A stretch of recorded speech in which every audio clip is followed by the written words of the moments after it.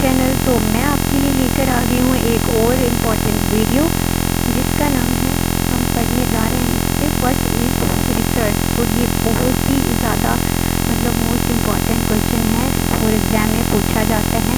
अगर आप BSc के स्टूडेंट हैं, BA कर रहे हैं, तो उसमें आपको ये पूछा जाता है और ये कॉमन क्वेश्चन बन गया है। ठीक है, तो ये पूछा ही जाता है।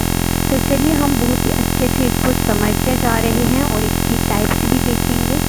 तो लास्ट तक बने रहिएगा, ठीक है।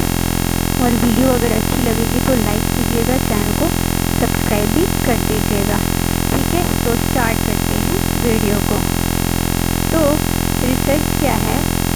Research is the process of discovering new knowledge where knowledge can be either the development of new concepts or the advancement of existing knowledge and theories leading to a new understanding that was not previously known।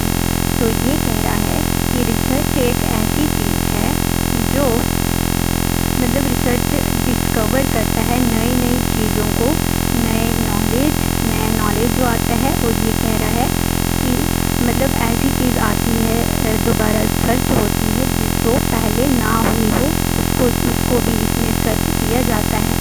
Search का मतलब यही होता है कि नई चीज़ को लाना, नई चीज़ को सर्च करना, ठीक है, जो कि लोगों तक पहले ना हुआ हो वो आता है नई चीज़, ठीक है। तो ये सर्च में ये आता है, क्योंकि आपको पता होगा बहुत सारी चीज़ें जो हैं सर्च की जाती है।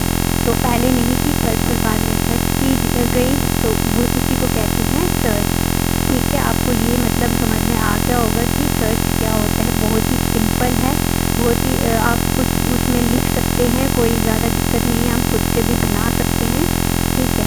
तो अब देखते हैं इसकी टाइप, ठीक है। मोस्ट इम्पॉर्टेंट टाइप है साइंटिफिक रिसर्च।